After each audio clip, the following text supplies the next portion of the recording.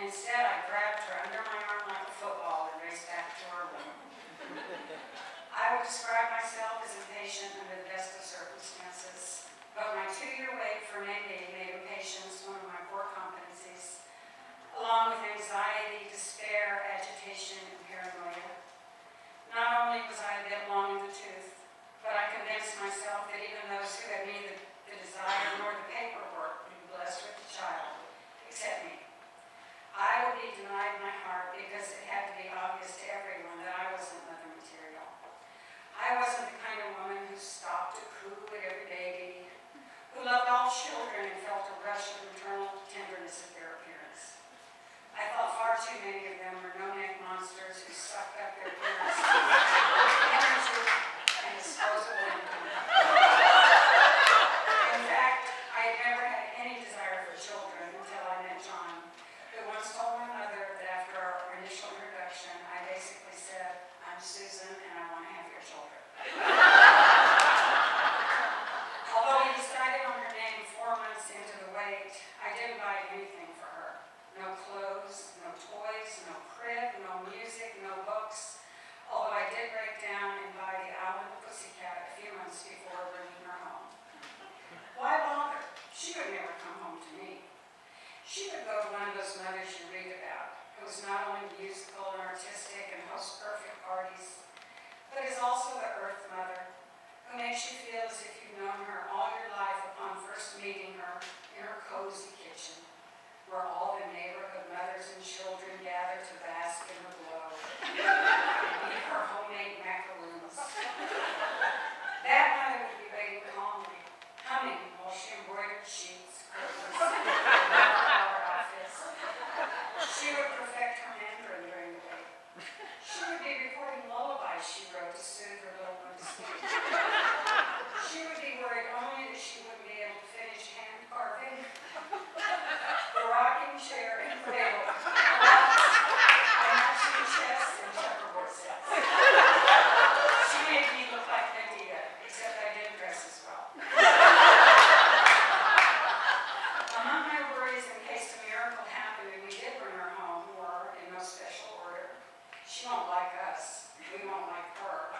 What if she's ugly? I won't be able to really love her and vice versa. She'll cry all the time and I'll discover that I don't want to be a mother, and it's too late and I'm stuck with her. I'm way too old. We don't have enough money and she'll end up working at Taco Bell the rest of her life. I was going to have to return to work, and what's the point of flying across the big pond to bring home a baby and then abandon her to strangers at daycare? We'll both lose our jobs and be homeless, and those don't include the really crazy thoughts. I joined an online group for waiting parents, and although it gave me great comfort, it also fueled my madness in many respects. I took every rumor to heart and would call our agency and demand to know why they hadn't told me that China had stopped all adoptions for women in Arkansas, or that the wait had changed from an average of 1 year to 12. I think now how they must have snorted and rolled their eyes at each other in the office, mouthing, "It's her," as they tried patiently, but totally failed to soothe my last raw nerve. I wanted to scream and run headfirst into a brick wall when told that when the time was right, I would become the mother of the baby who was meant to be mine. It was all part of God's divine plan. Yeah, right. And then the strangest thing happened. As I chatted up our 6-month-old daughter in the hotel room that first hour, I realized that this baby, all 11 3/4 pounds of her, had banished my malevolent emotional companions of the past year. The truth of this being part of God's divine plan immediately washed over me, although I didn't think in those terms until much later. At last, there were only 3 of us in the room, 4 if you count Bliss. The next day, John said that she didn't yet know we were her parents, but she had no doubt we were the best nannies she'd ever had. Now I'm the one who says essentially the same thing about a divine plan for waiting parents. But I preface my remarks with, I know you want to smack me for saying this and will probably find no comfort in it now, but you must believe me.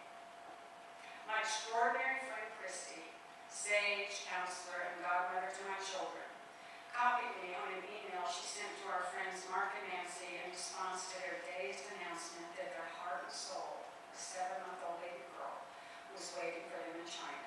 It read in part, shopping, packing, fretting, shopping more, changing what you plan to pack. I still remember this from Mindy's arrival. The funniest part is at absolute 0 hour when it's time to complete the packing and head to the airport, Susan decides she has to shave and tan her legs. I finished her packing. She made herself beautiful for her new daughter. I guess that was her way of nesting. Neither John nor I remember the incident. It was part of my overall 2-year madness. I was consumed with thoughts, way too many of them